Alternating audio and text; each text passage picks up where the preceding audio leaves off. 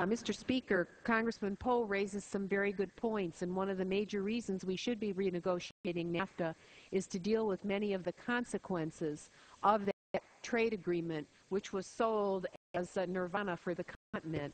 And there are so many consequences that are harmful to people in this country and in the other two trading partners. So I was very interested in his remarks. I came down to the floor tonight to talk about liberty. When our republic was founded, Patrick Henry courageously implored, "Give me liberty or give me death." He put his priority on sacrifice for liberty as the fundamental building block of our republic, a moral calling of the highest order.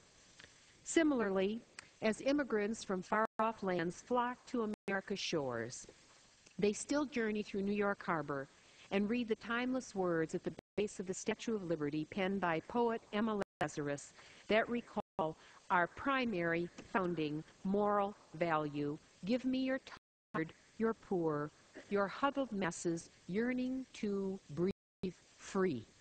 Freedom is not only what this nation offers to all who come here legally, but it is the cornerstone upon which our founders built this nation. America today is navigating a slippery slope that is a departure from our birthright, our nation's very reason for being. When freedom becomes subjugated to financial dependence on undemocratic regimes or marketplace convenience, surely we risk losing our way. Those around the world can become disillusioned with our nation's very reason for being. Thomas Jefferson stated, "Can the liberties of a nation be sure when we remove their only firm basis, a conviction in the minds of the people that these liberties are a gift from God?" He clearly means we should not take the abundance of our nation in whatever form and squander it or take it for granted. I become concerned myself when pecuniary interests trump human rights. With China now becoming the chief holder of U.S. Treasury debt, one must ask, what comes first, liberty or bondage?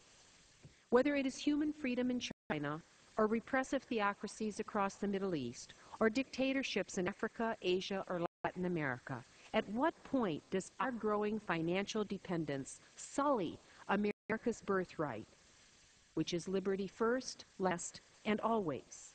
I stand here amazed that yet again the wise Thomas Jefferson issued for posterity a warning as follows: if the American people ever allow private banks to control the issue of currency, first by inflation, then by deflation, the banks and corporations that will grow up around them will deprive the people of all property until their children wake up homeless on the continent their fathers conquered.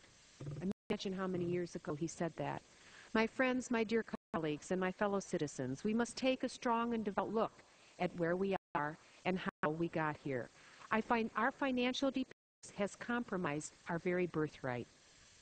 It was with sadness that I watched our able Secretary of State dance on eggshells on her recent trip to Beijing. It is Lady Liberty that must inspire us to recapture our freedom for our own posterity. Surely Thomas Jefferson would like that. I yield back my remaining time.